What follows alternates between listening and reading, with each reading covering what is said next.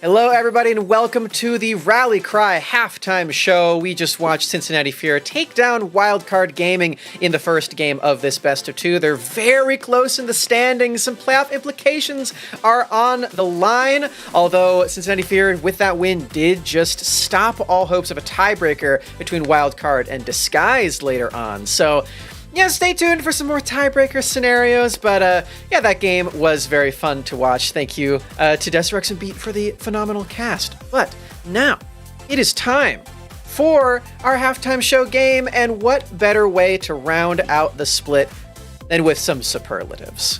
Let's take a look at some of the titles that we're giving out to some of the players. We're going to keep it specifically to the players on the Rift in this series, so the 10 guys here. But I wanted to run through some end of split little mini rewards that you might see in like a yearbook or something. Any initial thoughts about who could possibly get something like this? Most likely to succeed, maybe. Yeah, true. Okay. I mean, that's fair. How about we just hop right into it so you can actually start thinking about who is getting these superlatives. Let's start with a fun one. Who in this series is most likely to get a pentakill in the LCS? And there's some layers to this, right? You know, one of the players, you gotta promote to LCS in the first place, and you gotta be a guy who's likely to get a pentakill. So, any initial thoughts here? Oh, this is tough. I think my gut reaction is Shochi, because he's a player who, and I know Summer, you and I at the beginning of this year were really advocating for this player, has been someone who is definitely living up to and exceeding our expectations. LCS maybe next split, not sure, but sometime in the near future, absolutely. And you're confident enough to get a pentakill? That's Shochi every day of the week. Yeah, when you said the LCS part, this really hard derailed me. A little, I imagine. I'm actually going to go with a different player, which is surprising because, I love to talk about Shochi. Oh, yeah. I'm going to say Minui.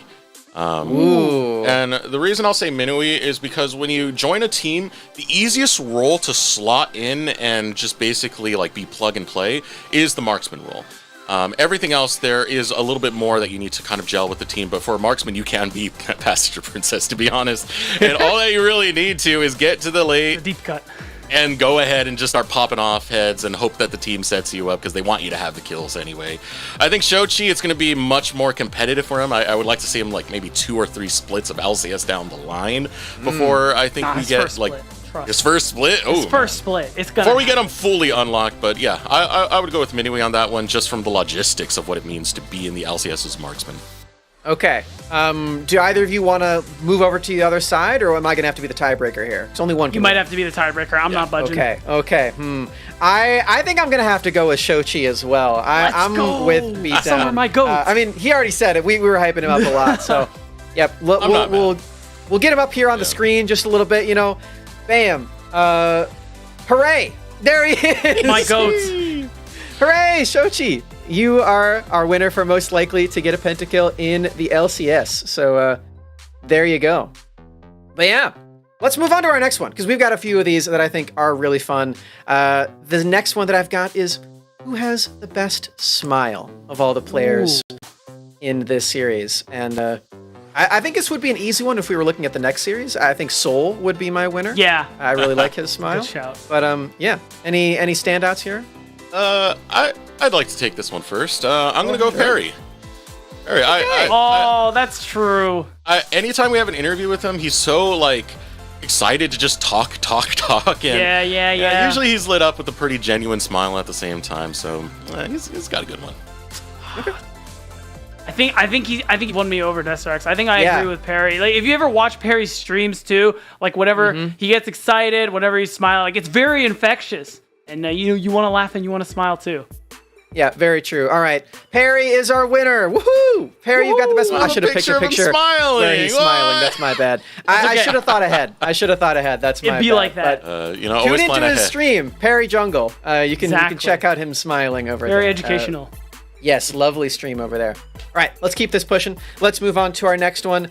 Most likely to become an LCS coach is our next superlative. So you could make it to LCS and then later on down the line become a coach afterward. But yeah, just at any point in time, who do you think here is most likely to become a coach? I think I'm going to say Got Keel. one. Yep, that was mine. Yeah, I'm going to say Keel because... Okay, that was mine too, actually. Yeah, because you have conversations with the guy. He's a very intelligent player. Like, everything he does is very deliberate. It is very thought out. He's even talked to me about how when they lose games, especially this split, they review them for a long time. So not only is he thoughtful, he's very committed to getting better. And I think that's a couple of qualities you definitely want in a coach. He's got the right mindset for it, for sure. That, and he did win the jungle clear, which means that he's obviously efficient. He's all about efficiency. Good call. So yeah, I agree with that completely on Keel. All right. Congratulations to Keel. I have a little bit smaller picture here, Unanimous. but he still wins. Huh? Picture with the coach? Huh? Maybe. All right. Congrats to Go Keel. ahead. Yeah. We still got a few more of these too, so let's move on. We have Best Team Dad as our fourth superlative. Who do you think would make the best team dad? Or who is the best team dad right now? Oh, that's easy. That's really easy. That's JJ. I was thinking about JJ. Okay. Tell me about it. So if you didn't watch the interview, JJ was always, at least in the past, had the nickname Mama Bear. And That's true. basically feeding and raising up the rest of the kids. But even in Cincinnati Fear, that moniker still exists. They had an argument as to what they should actually name JJ, and he was saying that Big Pops should be the new one. I think Perry said Big Mama, but come on. If we're arguing about parental nicknames, obviously he's the best team dad. That's a good point. All right, I'm with you. JJ's the winner. Best team dad. We've got a picture of him as well. I really should have full screened these, but you know what? There they are. Congratulations to JJ. You're the team dad. And you know what? Team dad, team mama bear, just team parent in general. It doesn't have to be gendered, Let's move on. We have another one. This one may be a little bit of a negative connotation, but I think it'd be fun anyway. Biggest KDA player in this series. Oh, come on. Who do you think's the KDA player that we've got here? I'll tell you what. I don't think it's anyone on Fear. They are not afraid to send it. Ever. Okay. I wish we were doing this for the next one because you could make an argument for Spawn even though it's actually just good decision making. That's not the point. This game, KDA player. It could I'm be gonna say nobody. Zamudo. It could. Nah, Okay, Zamudo. Okay. No, not Zamudo. I think so. I don't know about that. He's definitely been known to die in the side lane for the cause. Yeah. It could genuinely be no one. Maybe it it could just is go to no one. someone Maybe from it is another no series. one. That's okay with me. You know what? Where's- This is a set of teams that are very built on team coordination and everything. So that's completely all right with me. That's okay because I wanted to save the best for last. I thought this one would be the most fun. Let's go for the clutch player of the splits in this particular series. Who has the best clutch factor? Can we say the same? Can we give one person two awards? Of course you can. Well, it's Shochi. Okay. I torn. really think in a lot of their games where they are behind and they make these insane comeback victories, a lot of it is Shochi. Whether he's on the Tristana, I think this game on the Silas, he played amazingly in what was a tough situation for Fear. And I think if you look back at the tape, you'll see him having those kinds of performances over and over again. If this was before this week, I would actually say Keel. But after seeing the plays that we had this weekend, we kept making the joke about the John Cena music. It was because he's literally clutching, it's like an old wrestling program where everyone's in the ring fighting and the music hits and here comes Shochi running into the ring, starts throwing haymakers everywhere. That's what Shochi does. He clutches out a lot of fights for Fear, so I agree with Beatdown, but I really do think Keel is a close runner-up. Keel is definitely in that conversation.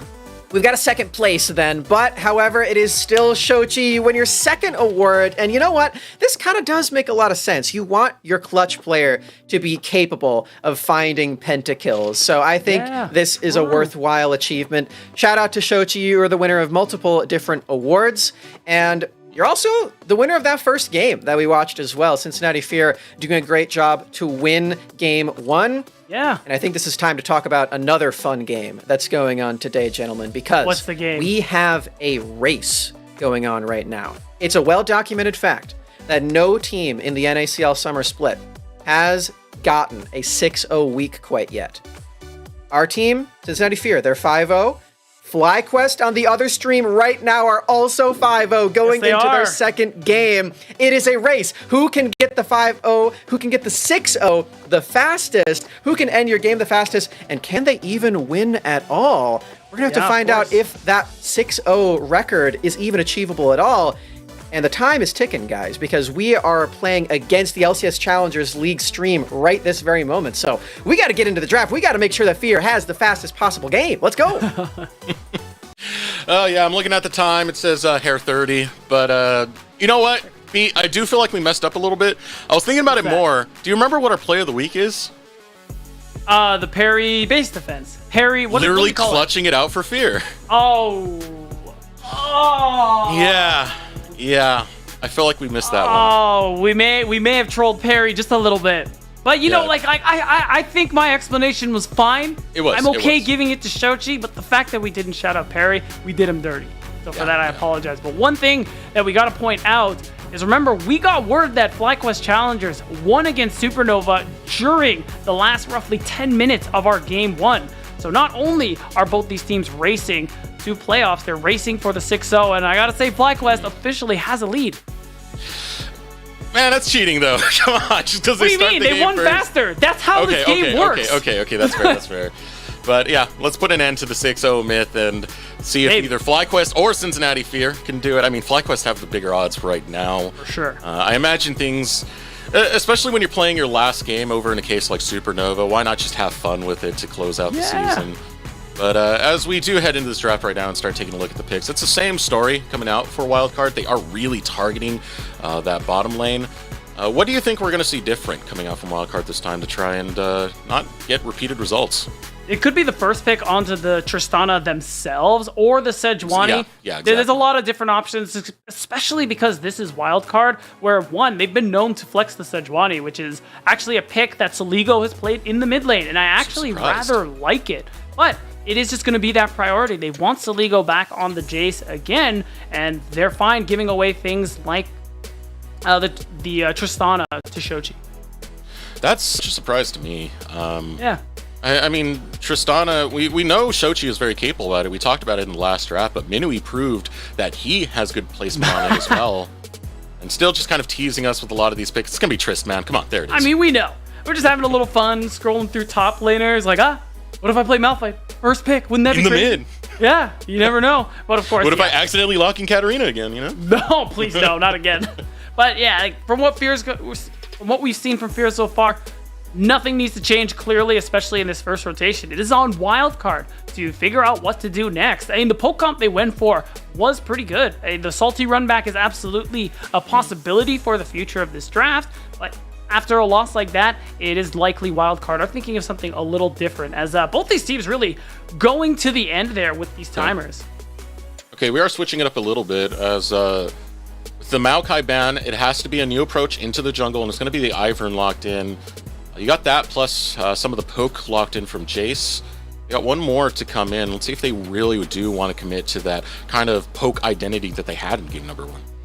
It is possible, especially because if they don't pick the Varus right now, there's a good chance Fear ban that away in that second rotation. Instead, it's looking like the Leona takeaway. So maybe you still have poke options, of course, but it's maybe more of a shift into that all-in, especially because you not only have the Leona here, of course, the Ivern can set up for some of these engages as well. So JJ will have to go into another direction in terms of champ pick. So with that already being shown, I mean, what other options does JJ have if he does want to take the at least more aggressive route of being that front line over for Cincinnati Fear? Look at some of the picks. Alistair is one that does pop out right away. For sure. If you want to take that, that's probably going to dictate a Silas ban for Cincinnati Fear. Depending on where they're really planning to throw this Jace at. Yeah. See, Poppy, first ban away. Yeah, it's definitely possible that they save the support pick till the end, or they have that option of flexing the Tristana, because I mean, we've known for a long time that Minui and Shochi share a lot of unique picks that you don't always see in the mid lane, you don't always see in the bot lane, the Veigar being one of my favorites, but of course that one's not going to come out today, or at least it's not likely to. So there are a couple of options there. Banning away the Poppy is a fantastic one, because Zamudo was really strong in the lane and had a lot of good disengages with that Keeper's Verdict, and it's still that same idea of removing champions that can disrupt your engage or kite you. That's why you're also seeing GP out of the picture, and also because Zamudo played it recently, and he slapped.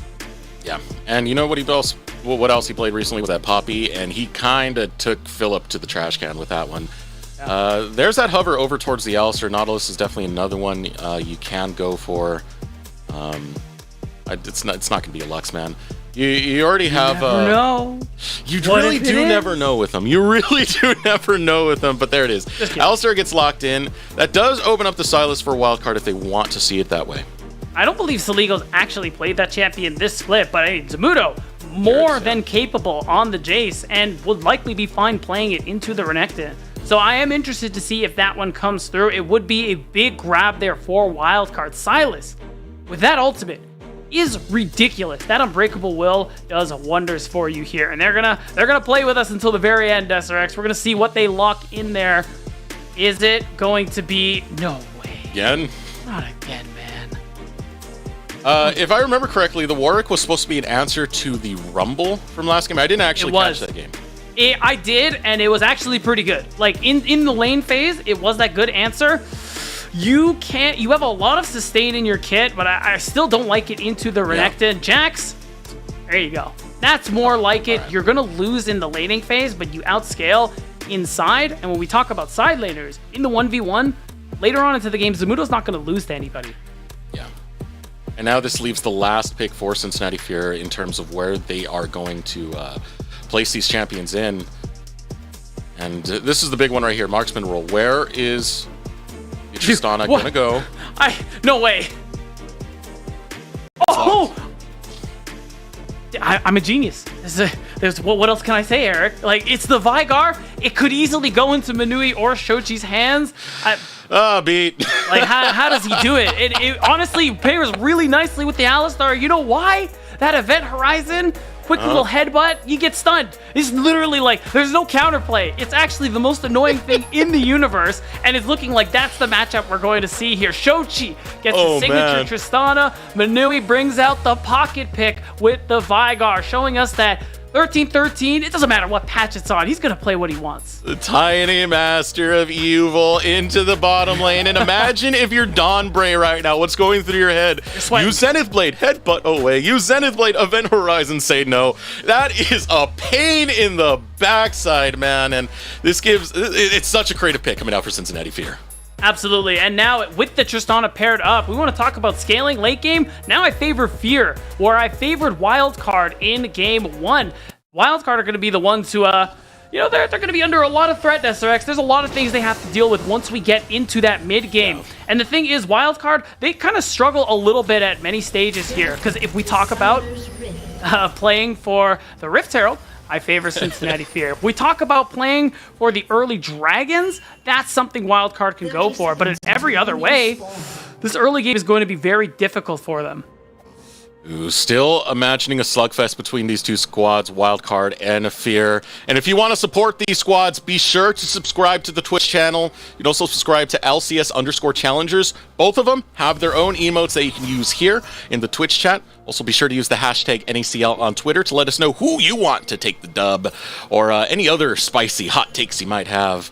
But now, as we get into this game, Wildcard, at the moment, they were kind of thwarted taking that last loss, which is putting them in a situation where I believe they might be locked around 5th place. We'll double check that a little bit later. Cincinnati Fear just trying to rack in a few more wins before they head into playoffs. And again, not only do we both have streams, emotes, and players to support, there's also the race to the first 6-0 weekend in Challengers League Summer. FlyQuest Challengers actually have 2 minutes on us in terms of game time, so it is closer than we initially expected based on what we saw before, but it is still FlyQuest who have a lead. Whoever wins first between them or Fear will be the first one to get our first 6-0. The race for 6-0 has been one of the wildest things to watch go through because so many teams failed at the last step. Yeah. I think the most atrocious to me personally was Team Liquid in week 2. Where they 2-0 Supernova, they 2-0 Fear. All they gotta do is beat Team Fish Taco and they split with them. Rosethorn Kindred goes crazy, man. That's all I am going to say. And back into this game, what we're seeing here from Wildcard, I mean, this is the pressure in the bottom lane that I talked about.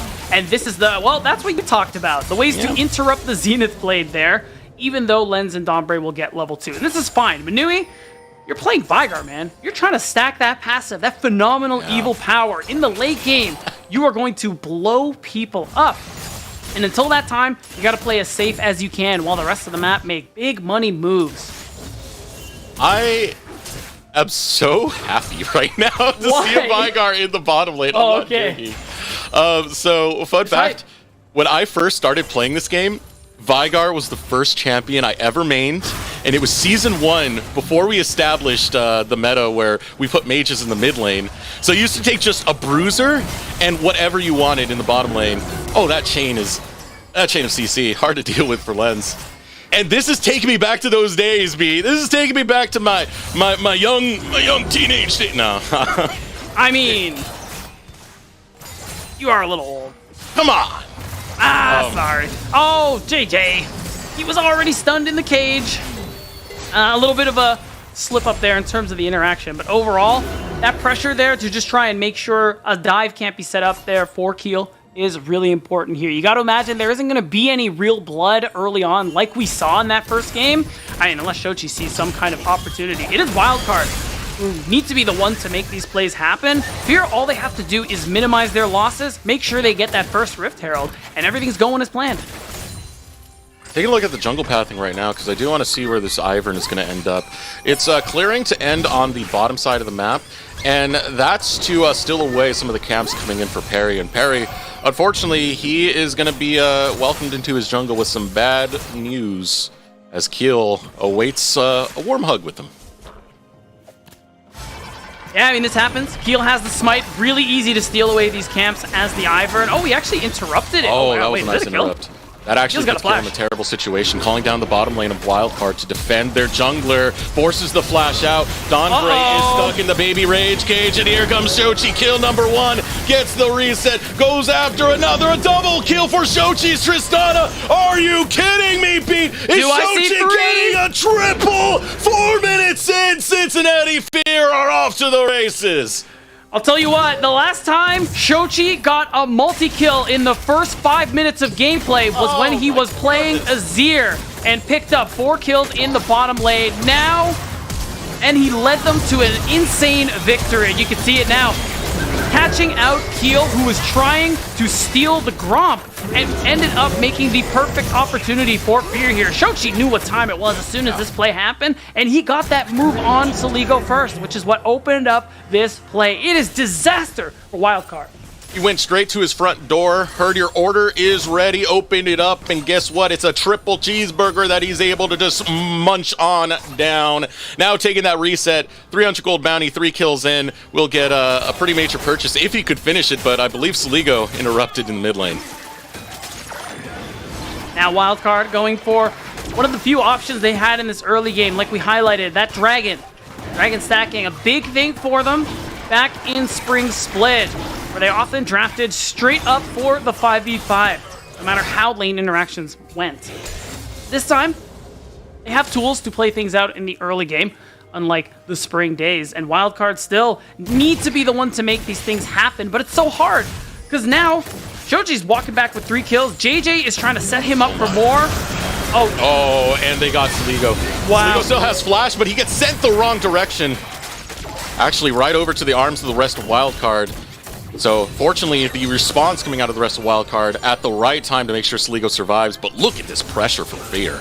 It is unreal, and I mean, this is what happens. When you have a lead, you don't let off your opponent's throat, you push harder. And that's what they're doing here. They're hovering Shochi, trying to set him up for more kills. Because Donbury showed up, Manui is easily able to get the cleanse out of Lens on this Xayah, and which is going to be a really important tool for him to stay alive, especially when Manui gets access to that level 6 and the Primordial Burst. I really want to ask whose idea this was, if this was a Kiao idea or a Minui idea to grab the Vigar. Because when we did talk with Kiao, he was mentioning how, like, he comes with his own game plans and his own ideas of what drafts should be, but if he's willing to hear out what arguments his player has for some of these more quirkier picks and try and design some strategies around them.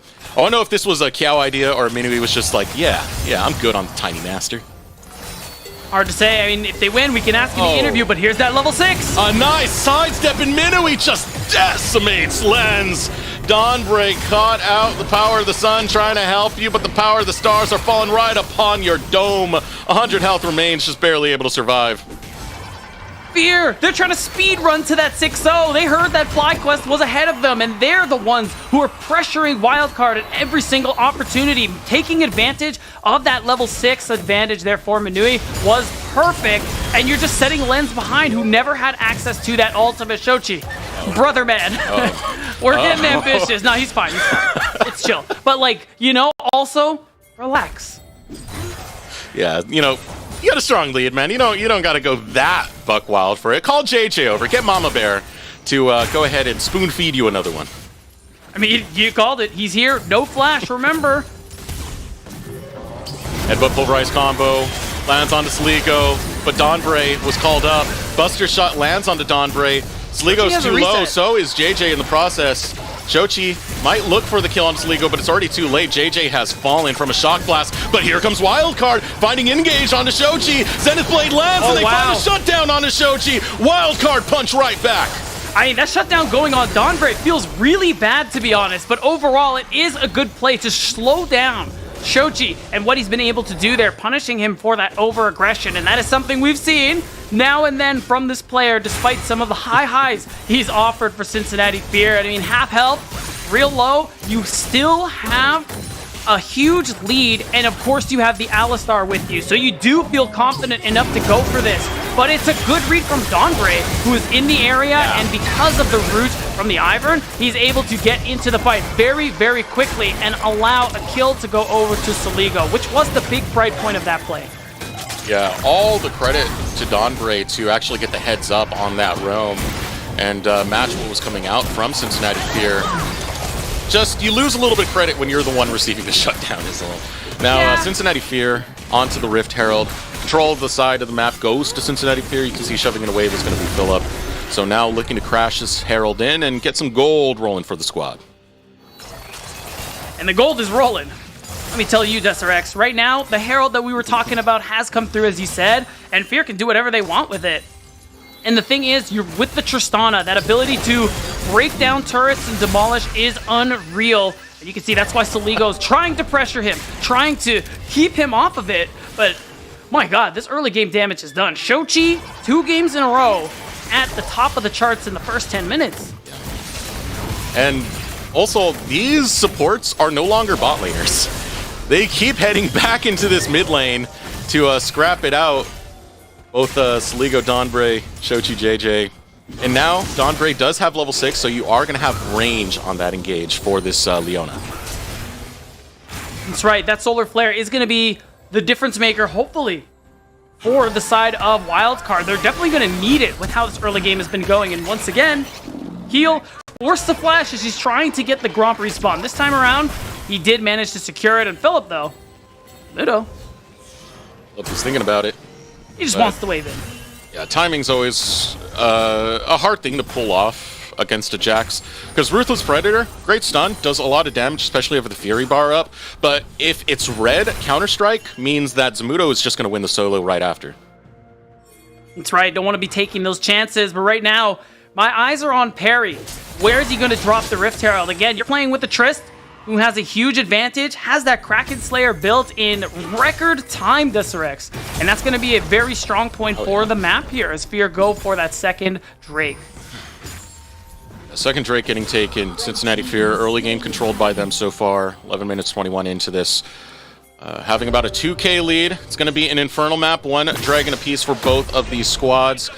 Currently Wildcard looking to roam back up, and they walk into the trap set by Cincinnati Fear. Event Horizon goes down. There's nowhere else for kill. He is locked up. Perry gets the kill. It is unreal, the damage over time that Fear have, and just the straight up burst from the explosive charge from Shochi, and of course that primordial burst from Minui.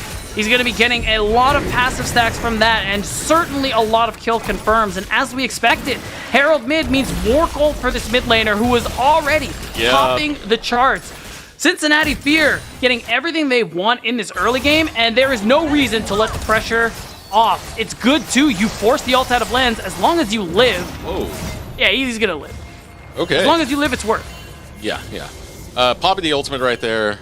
Gets forced out, but still getting the flash. Getting anything out that you can't even Feather Storm. Pretty big. Now fight breaking out over on this top side. Philip versus Zamudo, but Zamudo doesn't realize. Parry lies in wait. Arctic Salt was already used. Doesn't have his ultimate, so Zamudo gets away. And it's a nice cover from Parry to just let him help his top laner get that wave in once again. Likely not going to threaten plays. Oh, Parry's here. He wants to make sure this Demolish Cross goes off, but Keel is here to make sure that doesn't happen. And right now, Wildcard, I mean, they're not on the struggle bus. They are driving it, Desiree. There's so few options for them, and they aren't really trying to make any plays. This, though, will be a great start for them picking up some gold. Trying to grab Parry. It will burn out his flash in the process, but still not getting gold exactly back to them at the moment. Holding off some control coming out for Cincinnati Fear. 2.6k, the gold lead is growing as time continues, and their carries are only getting more strong. I mean, even with Minui not really getting kills, talked about it at the start of the game, Beat. That passive means that you don't really care. You're just going to keep popping it, keep killing the minions, keep getting the AP. Now JJ caught out of position. Doesn't have his ultimate this time, so he can't soak in that much damage. But look at this. Philip makes me eat my words because he's about to eat Soligo. Here comes Daisy. Gonna get that right in the face. A flash forward coming out from Philip. Almost puts Lens down, but there is Minui for a double kill as he decimates Wildcard. And the burst just can't be beat from this team composition. Lens forced the flash, didn't have the ultimate, and it still didn't matter. There are so many ways for Fear to threaten that main carry for the side of Wildcard. We're getting to the point where we're going to see those objective bounties pop up real soon. I'm certain of it, because first brick goes over to Shochi. I don't even want to look at the gold charts anymore. He's got to just be astronomically ahead of everybody else on the Rift. Instead, we're going to look at the replay, and you know the classic Desiree. Oh, you thought I was trapped in here with you? Wrong. You were trapped in here with Philip. Hello, Dominus popped, and so much frontline threat. Lens, unfortunately, that was a mistake from him. No cleanse, no ult. Should have known he would be susceptible to that delta. And Donbury couldn't defend. Yeah, like, what do you do there? Yeah, like Donbury was too low right there. Big thing right there. Minui getting 2 kills. He is now second most in gold. 1k behind Shochi, which is freaking... that's terrifying, man. It is, and you can see the gold graph, how it's just been up and up and up, all Cincinnati Fear. And right now, I want to see the stack check on Minui. I just want to know, like, how many stacks of that phenomenal evil power he's sitting on. And there it is. That's 154 AP he's got on top of the Everfrost. And we're only 15 minutes into the game, Tesserex. Yeah, you know how a Vigar scales up. So much that one of his more common builds in ARAM is just get 1 death cap and the rest goes tank. Definitely not really going to see that situation to build, but it's good. It's so frustrating to play against as well. You're like, why can't this guy blow me up in 1 spell and absorbs all my hits? Yeah, you stack very fast in ARAM. That's all I'm going to say. And right now, Fear building their way towards another W here. Their first 6-0, the first 6-0 in Challengers League Summer, and Philip, he wants the solo to make it happen. Great timing from Philip. It's going to ensure that he does get the kill. And there it is, the dubstep Ignite coming out from JJ, just walks away. Just a quick little pat on the back, said, hey buddy, you did good. Maybe next time. As he just walks away with the kill there. And you're going to leave Philip to pick up his own solo turret. I'm hoping I used that term right. It was Rude Dude who taught me that term, the dubstep Ignite. I think it is. Oh, here we go. Teleport coming out from Shochi because Ligo's in position. He's going to get caught out. There's no other way. The hammer will blow away Shochi, and Wildcard get 1 for Sligo. Yeah, I respect the attempt. Maybe he might have gotten away there, but unfortunately, teleports and he dies. And it gives that space for Wildcard on top of the fact that Fear are topside to go for a second Drake. So Infernal Soul, that's a pretty big win condition here for Wildcard to play for. If they manage to stack 2 more Drakes, things could go very well for them. Zamudo dying may not help that, though. Oh, JJ is here in the bottom lane. This is a tier 2 under attack. They're surely going to be able to take this one. So Zamudo just has to back off and let the gold go over to Cincinnati Fear. Getting more control on the map, more forward pressure on the map. Still that consolation prize for Wildcard was that Infernal and the Dragon stacking they're setting up for. That's right, but it's 2 more Drakes. Wildcard need to weather the storm at a Cincinnati Fear for another 10 minutes. And of course, that's all if they secure the next dragon in a few minutes' time. They still have some big item spikes on the way, maybe not in the next few minutes, but soon. You're looking at 2 items or lens. That's always the big spike coming through for 80 carries, and people like Jace. When we get there, the poke is going to be nicer. You do have that potential for Dawnbray to set up a pick, and if Zamudo, who also has a lot of CC in his kit, gets that flank angle, you're able to isolate people like Shochi, like Minui. You get the kill on them. They're the ones who have most of the gold. That's your way back into this. It's exactly what Fear were doing to Wildcard in Game 1. Wildcard, they're going to have to do their best impression in this game if they want to win. And even more gold going over to Shochi, who takes down that bot lane tower. Another tier 2 under attack. The root is found onto Shochi, but Dawnbray can't really do much after. There's too many members of Cincinnati Fear that are currently in the area, and they will hover both between the mid lane and the bottom lane. And it's currently Wildcard who are dancing to that tune right now as they try and find an answer in, but it's way too dangerous with this front line that can engage on a dime with both Perry and JJ. And of course, you don't disrespect the event horizon. It's a really great space creation tool, and as time goes on, Manui's just going to have access to that more and more. I mean, it gets to a point where it's up for 4 seconds, and it's on an 8-second cooldown. So at that point, like, you only have a 4-second reprieve before you're put in the baby cage once more. Perry clearing out a control ward as Wildcard struggle to get any vision on the map, to get forward vision going. Because you want to spot out where these tanks are going. JJ can always go behind the tower.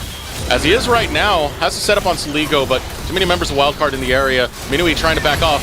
Shochi onto Dawnbray, able to land the ultimate onto Dawnbray, but Dawnbray flashes out. Here comes the teleport. Philip is here, and so is Zamudo. Another shock blast, getting the poke onto Minui, and the teleport was enough to chase Cincinnati away.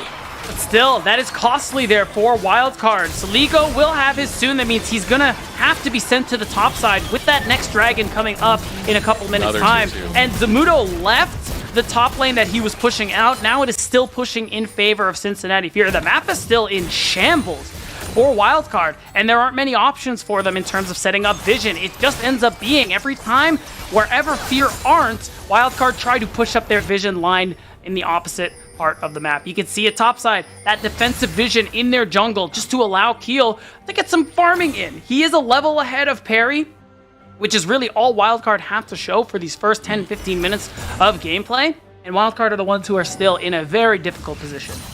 Now the setup coming up from Wildcard, they're kind of dancing around this Baron area to be the first one to get positioning in there so they can grab the Scuttle Crab and try and watch out for what Cincinnati Fear are going to do if they're looking for anything sneaky. And with that, I mean, Cincinnati Fear have been playing this game incredibly well so far, Beat. Yes. I really do like what we're seeing, especially at the end of the season for Cincinnati Fear. If they're able to end on a 6-0, it really does show how far Cincinnati Fear have come, considering that we had these opinions on them where it's like, this team is rather inconsistent. This team is having identity issues. Overcoming those before playoffs is huge. And I'm glad you bring that up. I mean, just yesterday on the broadcast, we talked about it on this channel.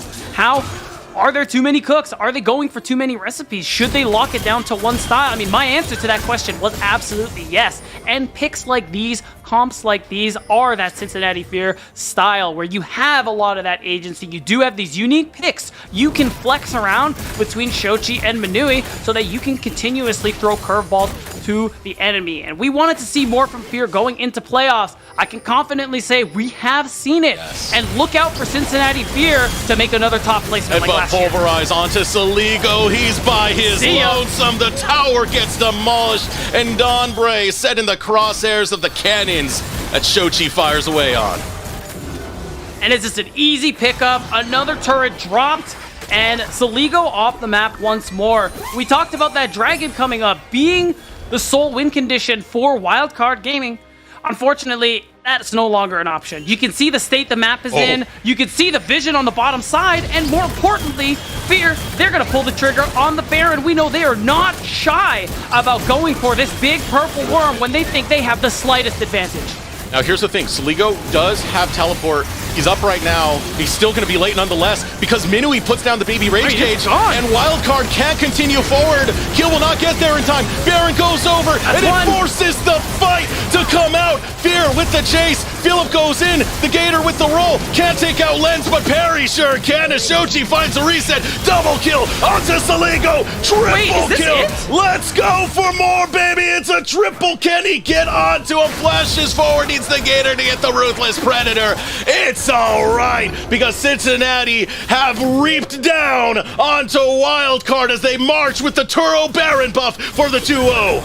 They might actually be able to make it happen. They have the Tristana, but you gotta focus on one turret here. But the spawn timers, they're coming up. It's looking like they just want to take 2 inhibitors and walk away. You don't want to throw away everything you've earned because it's not only a Turo Baron buff, that's a 12,000 gold lead, and we're gonna see once more how it happened. I love the confidence this team has and their ability to go for objective end plays like this. And of course, once they get the Baron, it's just a matter of the wallet dip. This pressure onto Lens, making it so hard for him to put out any DPS in any of these team fights, and this relentless pursuit of Cincinnati Fear to never give you room to breathe.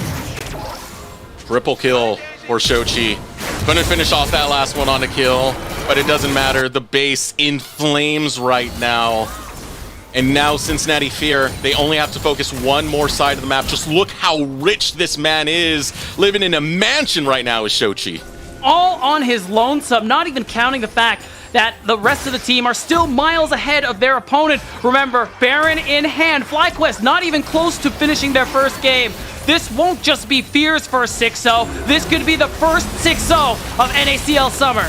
Another knockup onto Donbray, who keeps trying to get in engaged, but JJ wants you there. JJ will send you to the gray. And now the autos ring true. Minui goes unstoppable. The feathers fly, but the bodies hit the floor. And it's Wildcard who are dropping like flies. The burst comes through. The Gator gets the double. And for the first time in the regular season, on their last possible week, we have a 6-0 performance. Cincinnati Fear headed to playoffs. After an absolutely demolishing series, they want to add some kills to the KDA.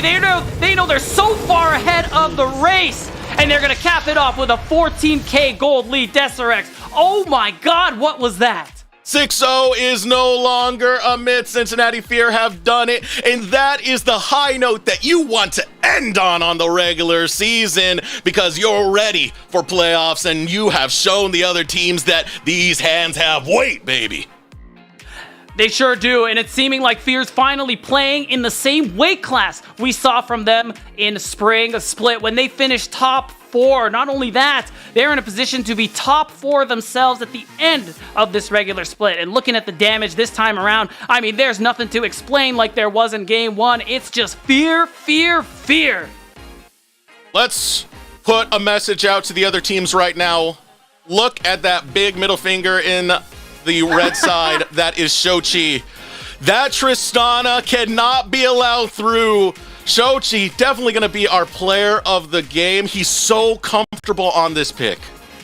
He is, and I think he's got to be our player for the series here, just in general. The fact that he was such a big leader in that first game when he was playing the Silas, when they needed him to step up in a difficult draft, he managed to make it happen. And on the Tristana, of course, the comfort we've seen from him all year long. Look at the numbers that he is putting up. He's part of every fight. He is the biggest share of damage of the team, and he is just playing out of his mind. So, with that, Cincinnati Fear able to be the first squad to go 6-0, sending a message to everyone else in the league that they are ready. Are you? We're going to take a moment to throw it over a short break. When we return, we'll have an interview with one of our winners from Cincinnati Fear.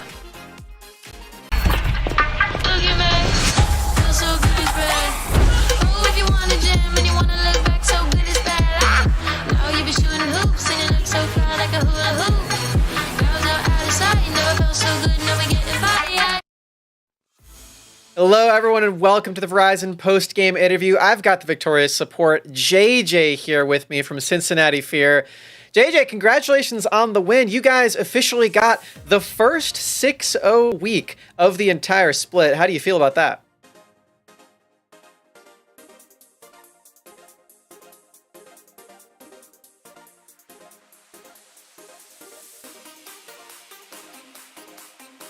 Oh, I'm actually muted on the thing. There he My is. bad. Anyways, I don't know how that happened. Yes, we feel pretty good. We've been working super duper hard. Like, I think last week we kind of slumped and we like took a good look at all of our problems. And I think individually too, like personally, I realized that I wasn't playing at a level that I felt like I was holding the team back a little bit with my individual play. So I started playing a lot more solo queue. And we started looking a lot more at our macro, and yeah, I feel like we're coming together at a really pivotal time. Yeah, that's really cool. Were you aware of the race between you guys and FlyQuest to make it to that 6-0? Because you guys were playing at the exact same time. You barely got it before them as well. Were you aware of that race? Yeah, we were talking about it right before I joined the interview. We were watching the Fly game together, just like praying on their downfall, like please Supernova, like take them out so we can get like the only 6-0. But you know, I guess we got it first, so that counts for something. Yeah, and the last week as well. I mean, you were talking a bit about you've had some team struggles throughout the split, and I know the beginning of the split was a little bit rocky, you know, entering this team.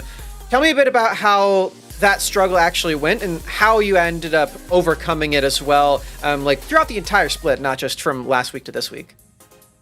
Sure. Honestly, it's been weird. It's been a bit of a weird journey for me personally, because obviously, like, I came back and I hadn't touched the game in like a couple months, and I had been doing some coaching, but playing and coaching are pretty different. But I think just as a base, like the 3 teammates that were on the team last split had a pretty good foundation, and we've just been working with that already, and just trying to mesh me and Philip into it. And I think we've found like kind of a formula that works for us now. So yeah, makes a lot of sense. Speaking on one of your teammates there, Manui, he's been playing a lot of pretty creative champions. You know, the Seraphine. He pulled out the Yasuo. In this most recent game, he pulled out the Veigar. How has it been like adapting to the weird champions that he's pulling out? And is he the craziest champion pool that you've been paired up in the bot lane with? I think he's definitely up there. I don't think I can think of anyone else that cooks as much as him that I've played with.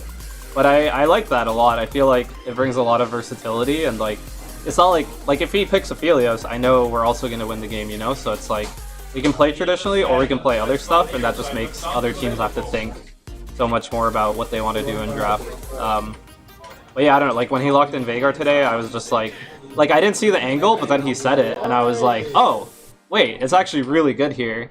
Like, I love playing Alistar with Veigar. I don't know if you noticed, like, in lane, he just drops the cage around them, and I just W them into it, and, like, it's really hard for them to do anything. So, yeah, I don't know. His champ pool is pretty good. He's a good chef. Yeah, he's a good chef. Draft he has kitchen. great taste, yes. All right, wonderful. You guys are actually going to be meeting up in person pretty soon. I know you've been talking a bit about the Cincinnati Fear boot camp. Tell me how that's actually going, because you guys are going actually to Ohio together, yeah? Yeah, it's been pretty, it's been a bit of a struggle to get it together, but I wanted to give a big shout out to Tim David, the GM of Fear, and then also I don't know what his official title is. He goes by Cincy Fear Matt, but he's like social media and content and all that. For that they've been putting the boot camp together, and yeah, we had a lot of problems with budget and whatnot, and in the end, I think we've figured something out. But yeah, I'm just really glad that we're going. It's going to be sweet to be in person and be able to work through everything together, and like actually VOD review together and make sure everyone's paying attention and not like looking at their second monitor or Twitter or whatever. Yeah, I'm just really looking forward to it. Also, just to see the guys, you know. Yeah, that's really, really cool. You know, you've had a lot of competitive experience. I know on Twitter, a little bit in public, you talked a bit about how, you know, your time with Dignitas last year, moving away from that, you were taking a step away from competitive. And you just mentioned that you hadn't really touched the game in a bit before joining Cincinnati Fear. Has playing on this roster sort of shaped your opinion on that again? Are you thinking you're going to be playing again next year, maybe with Cincinnati Fear again, or what are your thoughts on that? No, I'm pretty dead set on going back to school. It's something like my teammates constantly, or not constantly, but sometimes they'll bug me about. They're like, all right, if an LCS team offers you this much money, would you still go? And most of the time I'm just like, I don't think so, because I don't know if you guys know, but being an LCS, pretty freaking stressful. And for me, I've realized that that's just not like something I want to keep doing long term. It was like fun to do, and even now, like I said, I wasn't working super hard at the start of the split, and now I'm starting to do it. But I can tell it's taking a toll on me, which is okay because I know that once the split's over in 3 weeks, then I'm done. So I'm comfortable doing that. But then if I wanted to do LCS or Challengers another year, I don't think I'd want to do that just for myself personally. It's too much too much stress, too much time commitment. And I'll leave it to the youngins on the team to go for it.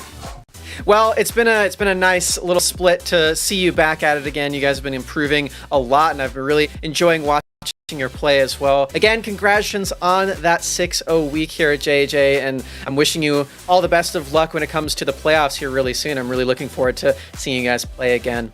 But yeah, again, thank you so much. For us over here on the broadcast, we're going to be taking a short break before we come back with our second series of the day to determine the last seed in the playoffs. It's going to be between Maryville University and Team Fish Taco. Stay right here. We'll be right back.